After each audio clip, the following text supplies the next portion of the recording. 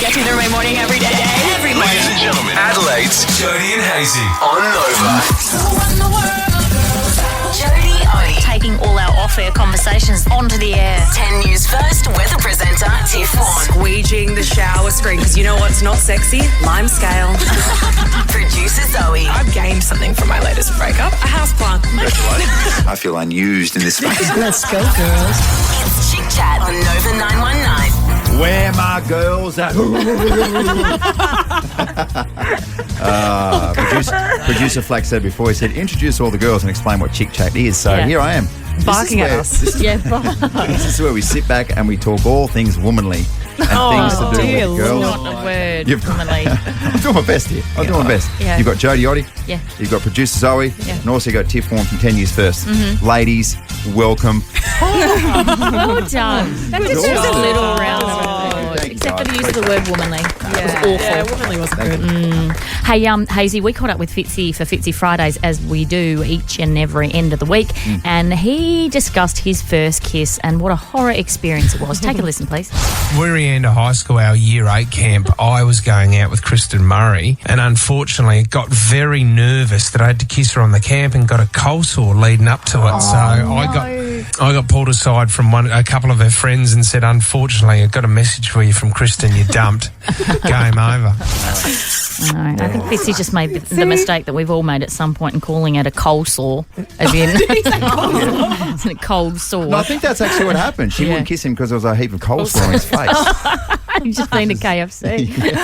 And it just got us thinking, girls, didn't it, about our first kiss fails. Who wants to go first? I will. Ben Mole shoved his tongue so far down my throat at the movies at the Hoyts Hobart that I was like, what the hell has just happened? Yeah, remember the movie Species? Yeah. And they would make love to these aliens, and the aliens would kill the people by sticking their tongue like. Yeah, that's what it felt like. That's what Ben was doing. Felt like Ben was like some sort of alien invading my body. It was gross. Yeah. Anyway, producer Zoe. Tassie things. Yeah, I didn't get attacked by an alien.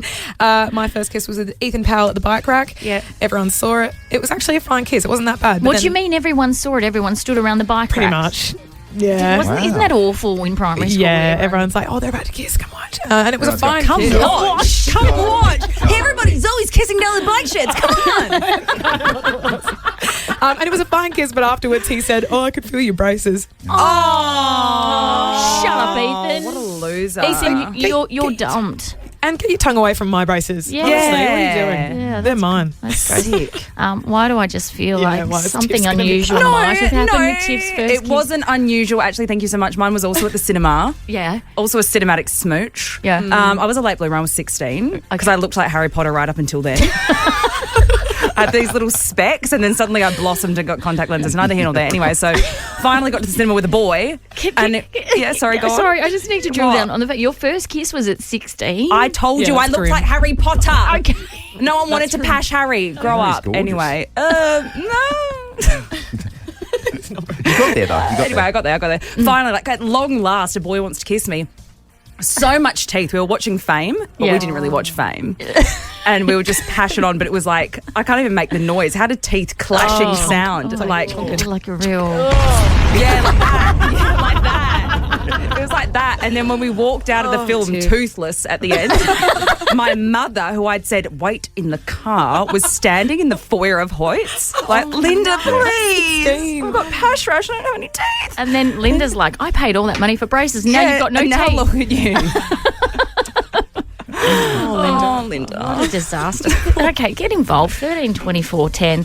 Your first kiss fails. We want to hear all about them. Reminisce, guys. Reminisce this morning about probably what was the worst moment of your pashing life. You know, I've got really big teeth. Like, I'm really quite No, big we've teeth. never noticed. So What? my teeth came through when I was about 12 or 13, and I was so much smaller, so these big teeth, so they took up sort of half my face. Yeah. By the time I started kissing girls, I remember my teeth were a bit of an issue. And I remember when you're kissing away, and I can feel, and I genuinely could feel when I've just trapped a bit of lip or something. and it didn't hurt my teeth, but I knew. I was like, oh gosh, I hope she's okay. She wasn't. She wasn't. No. She definitely wasn't. What was her name? What was your first pash? My first bash was Hayley Barnes. And also on top of that, so we didn't know that you were supposed to, like in the movies, all fancy when you're going from side to side. So I was like, just one way. Neck was getting sore. Oh. It wasn't a pleasant And she's experience. just bleeding from the mouth. Yeah. Sobbing. You just lacerated her face. Was that good for you, Hayley? Isn't that great? Swapping saliva and blood. That shouldn't be like that. So there you go. How did I ever get back on the horse? Your first kiss. Well, that's what Hayley said. How did I ever pash that horse? Your first kiss fails. Get involved this morning. 13 24 10. We want to hear from you. Gio, or Gio-licious as we know him. What happened, Gio? Hi, guys. Yeah, late bloomer like Tiff. Yes. And I was the lead in Year 11 school musical. Yeah. And right at the end of the show, the two lead characters were supposed to kiss. Yeah. I went in and got completely rejected live on stage in front of everybody. Oh, my God, Gio. That's taking rejection to the next level. Scripted It was pash. a scripted pash that you got rejected. Oh, that's so sad, Gio. Oh, no. Yeah, it's pretty sad. Yeah. Thank you, though. Good morning, Steph. Good morning. Okay, set the scene. Where were you? I was at a blue light disco with a lot of friends and a lot of people we didn't know. And I met this guy there, and we, were very nervous, both kind of dancing around the whole thing. And then we got towards the end of the night, and they were playing the last song. Yeah. And we're like, we've got to do it. We've got to do it. So we just went for it. And then the music stopped and the lights came on, and all of both groups of friends were just standing there watching and laughing. Steph. Thank you so much. Good morning, Cheryl. Good morning, guys. Your pash fail. What happened? My older sister dared me to actually patch a boy using my tongue, which I'd never done before. And I was pretty well packing it because I'd been told that if you passed, you felt pregnant. How old? How old were you? I think I was about 12. Oh, no. And so afterwards I went home and I was very quiet, and then my mum's like, what's the matter? And I broke out in tears. I'm like, oh my God, I think I'm pregnant. Mum's like, your mum would have been panicking like nothing. She packed it. She was laughing her head off, and my sister was hiding in the other room laughing her head off while I was in absolute tears. Oh, my God. Meantime, Cheryl's like, buy me a pregnancy test. You're going to be a grandmother. You've got to be so careful these days, getting people pregnant by kissing them and all those sorts of things. Tiff Vaughan from 10 News First, thank you so much once again for stopping by. A little ray of sunshine. I'll see you in about half an hour. Yes. A huge summer of cricket is here on KO Sports. See every ball live. Get on board and download KO Sports today. Yes, there's no off-season with KO Sports. Get on board today. AFLW is getting to the pointy end of the season. Very happy to say as well, Jodes, both our teams are still involved, and one of the absolute experts is Kelly Underwood. She joins us this morning. G'day, Kelly. Good morning, Hazy. I can't begin to tell you how much we're all frothing at the prospect of an AFLW showdown grand final, Kel.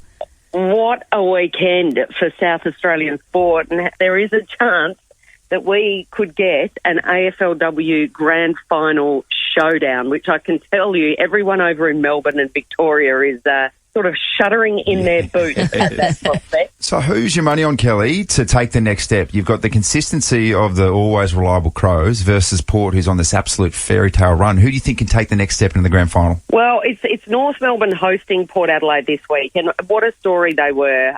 Saturday night, Port Adelaide, third year in the competition. They finished 17th in their first year, 15th in their second year. They started this season with one win from their first 5 rounds, and then they rattle off the next 8 consecutive wins. And they do it by producing the greatest ever three-quarter time comeback in the 9 years of this competition. They were down by 22 points, flew home with 4 late goals to win by 1. I think Port are on this fairy tale run. I could see them causing the upset of the year and maybe moving through. And, I mean, the Crows aren't the Crows that they used to be, but having said that, Chelsea Randall, you run out of superlatives for her, don't you? Kel, it is a mouth-watering proposition. There's no doubt about that. I reckon the Crows will be tough to get over Brisbane at home, but you're right. But yeah, Port Adelaide, fairy tale season for them. Thank you so much for having a chat with us this morning. No worries. I had a count. I had a look. We did about 216 men's games this year and more than 100 women's games. So we're up to about 300 on Fox Footy, and there's 3 left. So bring it on. I can't wait. It's been a long year, Jodie. you need a holiday, doll. Yeah, and so do you. Don't we all? Your father, he's on the naughty list. Jodie and Hazy's Naughty at 6:40. Naughty. Look, sometimes you just got to get the stuff out of your system, Jodes, before you straighten up and deliver a really wholesome broadcast after 7 o'clock. We will put our big girl boy pants on after 7 o'clock this morning. We wear the same pants. Sometimes we shift it over. They're unisex pants. We genuinely don't wear the same pants. Sometimes. Now I've got a visual of us jumping in the same pants together. Stop that. You don't want to wear my sweat shorts? I've got one pair of shorts that I wear consistently, day on, day out. Yeah, well, I mean, are they the same pair of shorts that we just see far too much of, little Hazy? What? Hang on, what? What's going on? Can you stop staring at my crotch and concentrate on this, please? Okay, I'll try. Because it's kind of related. If you're in a relationship and you want to improve it, or maybe you feel like it's suffering, well, then listen up. I can be a relationships counsellor just for a second. Okay. Couples are exploring kinky sex in a bid to salvage their relationships, and this is according to a new study. The 2024 State of Intimacy report by, I think it's ARIA. It's the personalised erotic concierge site for partners. Said 35% of its users revealed they want to explore kink. I don't really know what kink is, but it's things outside the boundary of what I say traditional sex is. It's a bit like we think of kinky. That's like kink is like the shortened version of that. It's like when you call a jats a single jat's a jat. Oh. Same sort of thing, you know? Okay, very good. Yeah. So you agree that a single jats is a jat? I don't agree with that. I'm just making parallels, that's all. Okay, very good. As people are increasingly becoming open to expanding beyond missionary, the top 3 things that couples want to get into under the sheets are sensory play, bondage, and oral sex. Oral sex, la-dee-da. Right, interesting. What's sensory play? I think it's where you pretend, for example, that you were, I don't know, an astronaut. I don't know what came to my head. Is that what it is? No. Yeah. Sensory play is like tickling or like when people use hot wax and that sort of stuff. Oh, you know. Yeah. As soon as I offered to explain this, I knew. Oh, my God. Honestly, sometimes, though, you bring this stuff on yourself, man. The princess of kink has arrived. Couples who experimented with new sexual experiences, including kink, reported higher levels of satisfaction in their relationships. About 73% of users said they felt close to their partner after exploring eroticism. Ooh, there you go. Yeah, do you like that? All right. Try something different. Pass a gimp mask. Let's get happy. All right, maybe you're in the market right now for a new baby. Maybe there's a baby on the way. Maybe you're in the market for trying to make a baby. Who knows? What are you, just on Marketplace looking for a new baby? Oh, I don't know where you go. Where's the store come from these days? I don't know. It's really confusing. Baby names can be a little bit confusing. It's a big decision as well. Yeah. A baby name consultant has revealed that outdated baby names are set to make a big old comeback in 2025. Her name is Colleen Slagan. Well, see, that's ironic because Colleen has gone out, and is Colleen coming back again? That's my mum's name. That's your beautiful mother's name. Can you see a little baby Colleen making a comeback? I can't picture it. It's a nice name, though. It is a lovely, lovely name. So here's a list of the boy names which are set to make a bit of a comeback. Tell me what you think. George, yes, Cal, Beckham, Tate, Rocky, Hollis, Teddy, Bowden, Casey, and Crew. Bowden like the suburb? I think Bowden like the suburb, but spelt Boden. There's no W in there. Right. Girls' names, and you can thank one particular actress for this, Margot, Georgia, Miller, Scotty. I didn't know girls were called Scotty. I didn't know that. Billy, Lottie, and I have a Lottie. You have a Lottie. Goldie, Louise, Hallie, and Judith. Judith's coming back. Judith's the one for me. I'm just trying to picture a little beautiful baby by the name of Judith. Little baby Judith. Imagine having a baby and then everyone being like, oh, what'd you call it? Judith. It just doesn't work. Oh. Because then to shorten it is probably Judy. Mm-hmm. And then you've got Judge Judy. And then you just know that if it's a little baby and its name is Judy and it's really, really going for it like Judge Judy used to do, it could be very, very intimidating. Yes, that's very true. There you go. It's funny how your brain went to that direction too, isn't it? And then the cousin of Judy, of course, is Jodie. So you see where I'm getting at. What? Little baby Jodie. You're saying I like to go off my tree? Is that Well, what I'm not really sure. I'm going to punch you out now. 6:54 before I get myself in trouble. Now that's a joke. That was a joke. That's a joke. A joke. That's a terrible joke. To get you up and about is the aim anyway. We do our best. Yeah. And we do it through humour. It's the Monday morning joke off, and if you heard the naughty at 6:40 a short time ago, you will understand when I say the Queen of Kink is back. Okay. Oh my gosh. Last time I offer help on sexual innuendo and advice to you two. That's a lot of leather for a Monday morning, Joe. Can you take the mask off for the joke off? Can you unzip the talking bit? It says the man wearing some leather chaps. Oh my gosh, I'm shaking. And Jodie's dripping in chains. We're all out of control. Unbelievable, Sam. All right, 3 jokes. Who wants to go first? Me. All right. All right. An Irish man walks into a library and he says, "Fish and chips, please." Librarian says, "This is a library." He goes, "Sorry, fish and chips, please." She's got to be. You got to be so quiet in a library. Yeah, I get. God, I Thanks, love it when you Stacey. mansplain I love the jokes. that. No, it's okay. It's all good. It's all good. You have to whisper because it's a library. Sorry. Yeah. Fish and chips, please. Okay, I've got one. A man asks his iPhone, "Siri, why am I single?" Siri activates front camera. Can you imagine that happening? Why didn't you That's love brutal. That's brutal. Why didn't you? Oh, I'm trying to get it. Go again, I reckon. All right, I'll go one more. Because you're armed with all sorts of these jokes. yeah. They just come out of your sleeve. It just rolls out of your sleeve. What else you got? 2 donkeys are standing at a roadside. One donkey says, "So, shall we cross?" And the other donkey says, "No way, look at what happened to the zebra." Okay, I like that. That's clever. I got him. Nice, Jones. That's good. See, God. redemption. That's a nice little redemption. What have you got? Go on for it. Here we go. You ready? So a pregnant woman bumps her head and falls into a coma. A pregnant woman. Oh. When she finally wakes up, she's greeted by a nurse. The nurse says, "Oh, great, you're finally back." And the woman says, "Did I give birth?" The nurse replies, "Yes, you gave birth to twins, a boy and a girl." Yeah. She says, "Wow, that's amazing." The nurse replies, "And your brother named them." The woman says, "Oh, no, but he's an idiot." "What did he name the girl?" The nurse replies, "Denise." The woman says, "Oh, actually, that's quite a nice name. And what about the boy? What did he name him?" The nurse replied, "Nephew."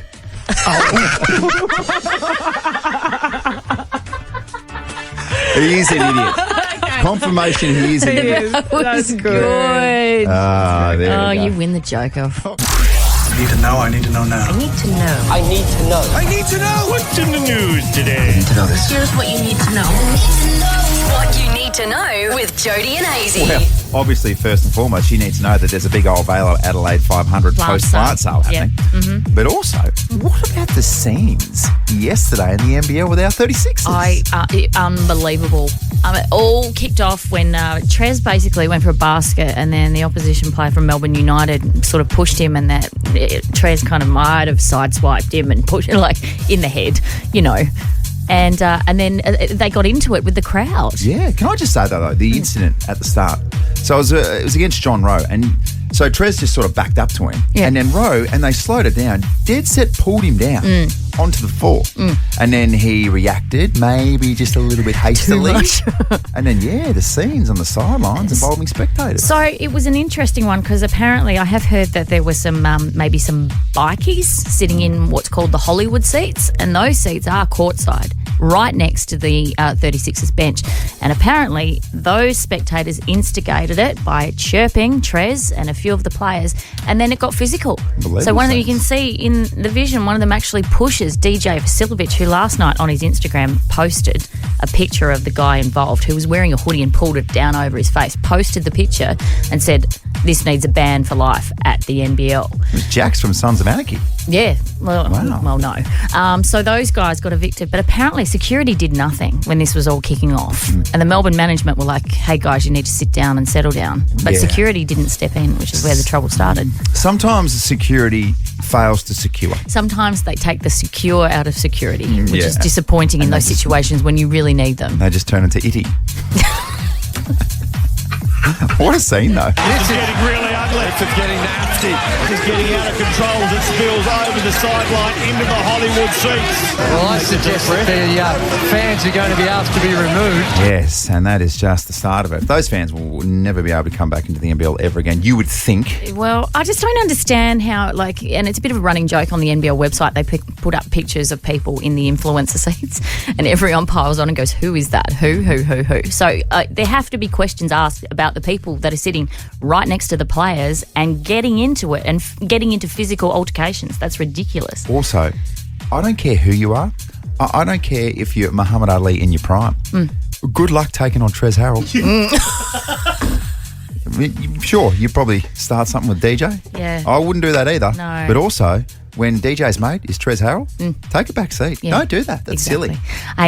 Speaking of fights, did you catch the fight on the weekend? Obviously, Mike Tyson, who is 58 years old, taking on Jake Paul. I mean, the fight was a little bit nothing in the end, wasn't it? Is that fair to say? I don't know too much about boxing. First round, maybe the first round and a bit, Tyson came out swinging, looked very, very good. And I think that was the whole thing. Like, he's going to have some energy in the first. And he sort of looked like Mike Tyson of old to a point. And then he quickly ran out of gas. And clearly at the stage, I reckon it was 4 rounds in, I think it was 8 2-minute rounds. You were like, okay, I see what's happening here. Mike's just trying to survive. Yeah. And he's almost like... You're 58, mate. He's not throwing punches. He just wants to see this thing through. Yeah. Some suggestions who Jake Paul might fight next. Clint Eastwood, maybe. Oh, nice. We could dig up Muhammad Ali. Oh, okay, sure. And my personal favourite, Mike Tyson v. Joe Biden. Wow. Joe. What a blockbuster. Joe goes to the wrong arena. Yeah. Nice, Joe. Some more suggestions as well. Ken Cunningham. Yes, KJ. Yeah, sure. Yes. Yeah. Cornsey. Yeah. Cornsey's playing, although Cornsey might win that. Yeah, that's Still got true. a bit of fight in the old dog. Yeah. That's for sure. Yeah. Watch this space. And then Schoolies was the other major thing to happen on the weekend up on the Gold Coast. Pretty good. I think one arrest on the first night. But round of applause to this young lady who was interviewed by the TV cameras and had this to say about who she encountered in the mosh pit.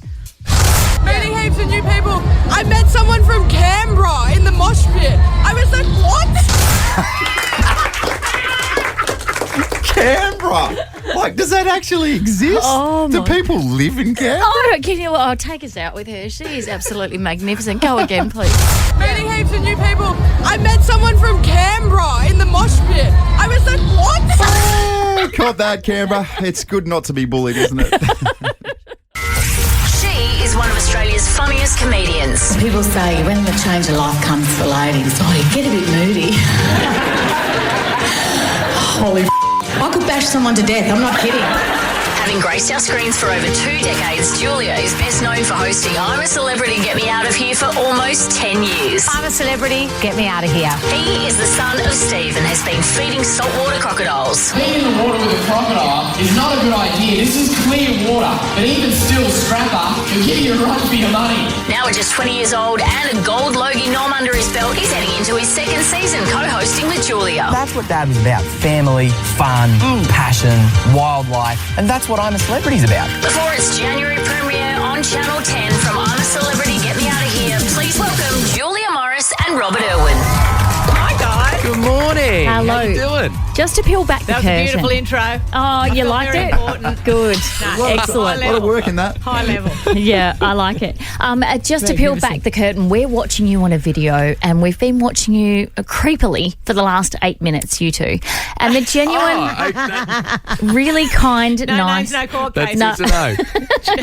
The really nice, kind interaction that you two have is lovely. You genuinely enjoy each other's company, don't you? Oh, my We God. do. We can't believe our luck. Yeah. It just makes everything so much easier. Plus, I think both of our families at this point too, are great mates. Absolutely. You know? Julia just came and hosted the Steve Irwin Gala in Brisbane, so she's a wildlife warrior through and through. I can't deny it. Can I ask you, are you like the rest of us when you're sitting back watching people eating like bull's testicles? Are you gagging in your mouth as well? Yes. Oh, yeah. You can smell it and see it and feel it. Definitely. And it I always splatters think, on you, and it's like... when we are standing there and the celebrity is doing that to make our show better, yes, it absolutely stinks, but I think that the empathy in both of us... Truly. is so hardcore that you also want to make that moment stop for them, you know what I mean? Yeah.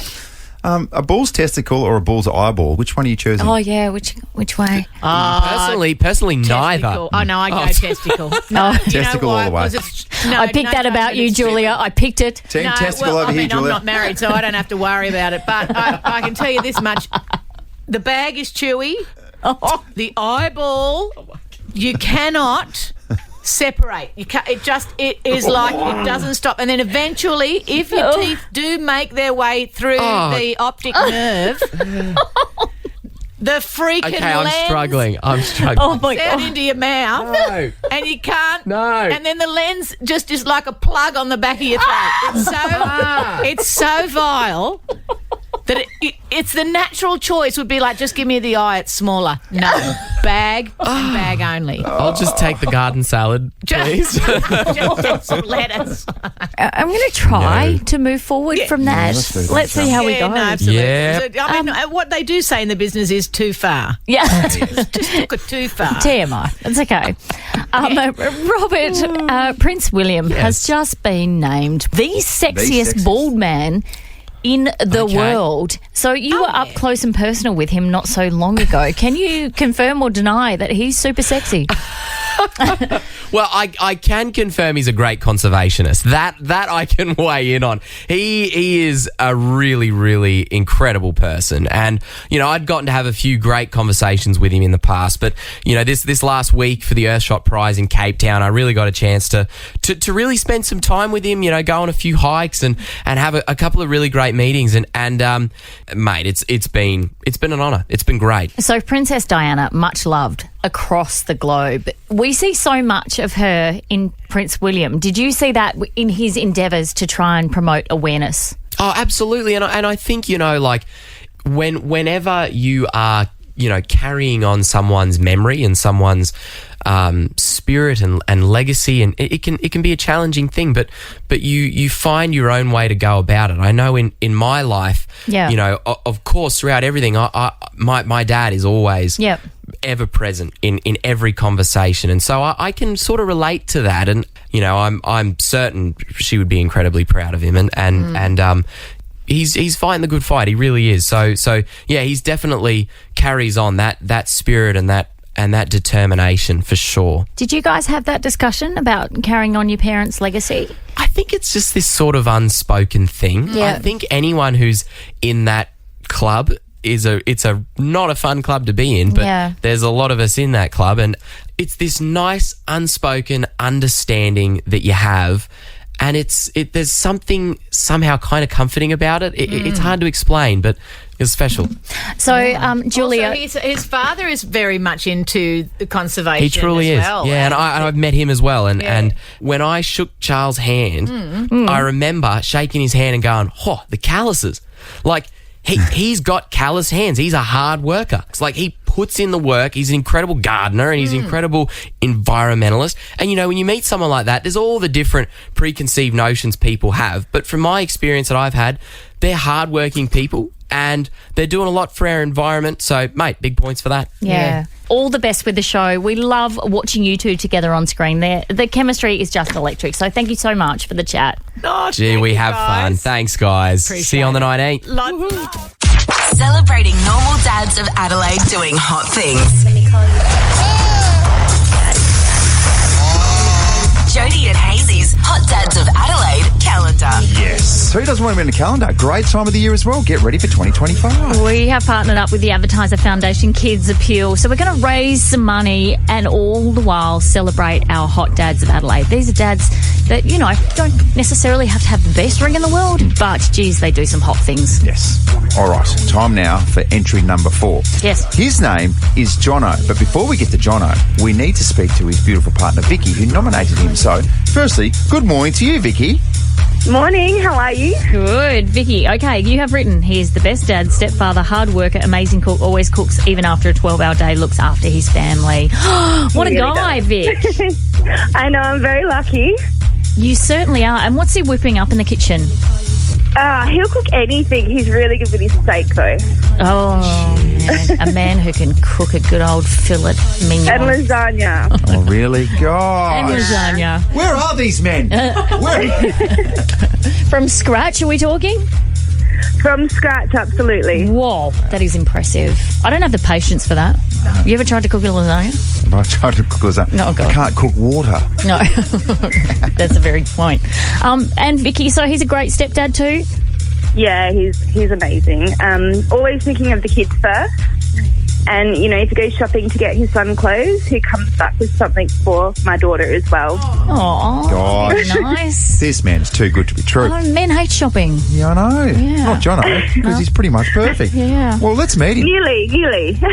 Jono, good morning to you, my friend. Good morning. Jono, did this come as a surprise for you, this nomination?